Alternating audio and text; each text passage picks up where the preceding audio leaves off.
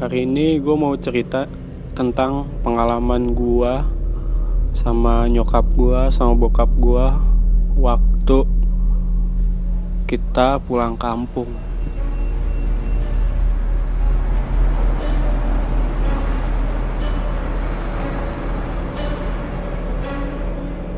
Tepatnya kampung gue tuh di daerah perbatasan antara Magelang sama Temanggung. Kita kan pulang naik bis dari Jakarta ke Magelang tuh kita naik bis kan. Nah sampai dah tuh di kampung kita tuh. Tapi dari jalan raya buat masuk ke kampung kita itu jaraknya itu 1 kilo. Dan itu jalanannya itu kiri kanan itu beber pohon jati yang mungkin tingginya lebih dari 15-20 meter. Itu kita harus jalan ngelewatin pohon-pohon jati gitu kan. Nah terus jalanannya tuh masih jalanan berbatu. Kita jalan.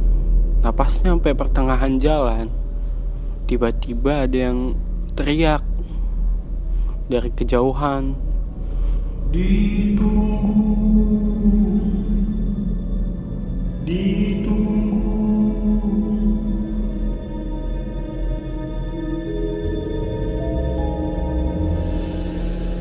Itu dia teriak begitu mungkin ada hampir 5 kali. Terus sama nyokap gue, kuping gue tuh ditutup. Terus kita cepet-cepet jalan nyampe kampung kita. Begitu udah nyampe di Gapura, masih diterakin, malah makin kenceng, ditunggu, tapi pakai bahasa Jawa gitu. Kita kan langsung cepet-cepet. Begitu udah nyampe di rumah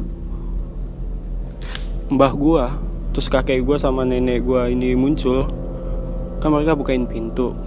Nah terus kakek gua ini kan emang dia guru bahasa Arab yang di kampungnya itu, mungkin orang juga udah nganggep dia ini kan, udah nganggep dia tersohor gitu. Begitu kakek gua muncul, sama kakek gua ini nggak tahu dibacain apa, tiba-tiba tuh setan muncul di samping bapak gua, kayak mau bisik-bisikin bapak gua gitu. Tiba-tiba muncul, bajunya hitam, rambutnya tuh nggak rapi, nutupin kepalanya, sambil kayak mau bisikin bapak gua. Terus sama kakek gua ini dibacain doa, entah doa apa yang dia bacain. Terus tiba-tiba tuh setan zut, langsung jadi kain hitam terbang. Terus kayak ada apinya gitu, terus tiba-tiba hilang. Terus kita langsung buru-buru masuk dah tuh. Terus tahun 2006 juga di jalan kampung itu jalanannya kan udah diaspal, udah cukup diaspal, udah lumayan dilewatin kendaraan. Jadi saudara gue ini dia kan kerja di pabrik. Dia dapat shift kedua, pulang dari jam 4 sampai jam 12 malam dia baru pulang. Dia pas jam 12 malam ini dia pulang tuh lewat jalanan itu yang masih banyak pohon jati yang tinggi, tapi jalanannya udah diaspal. Begitu dia pulang, tiba-tiba kok ada kayak ada putih tinggi, tapi ini aneh gitu, masa pohon jati ada yang ngecat warna putih? Itu nggak mungkin sih. Terus habis itu begitu dia tegesin, ternyata itu sosok pocong gitu, tapi tingginya nggak wajar gitu, lebih dari 10 meter mungkin.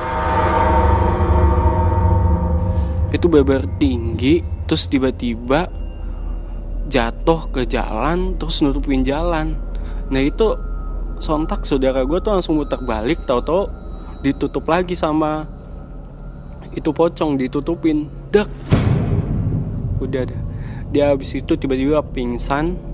Tiba-tiba pas paginya bangun ditemuin sama tetangga gue, dia lagi tiduran di selokan.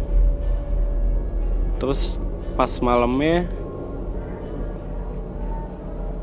dia baru bisa cerita. Dia cerita kalau malam tuh dia dijatohin sama pocong yang tingginya 15 meter itu. Oke, mungkin cerita gue cukup nyampe sini. Nanti bakal gue ceritain lagi lain waktu.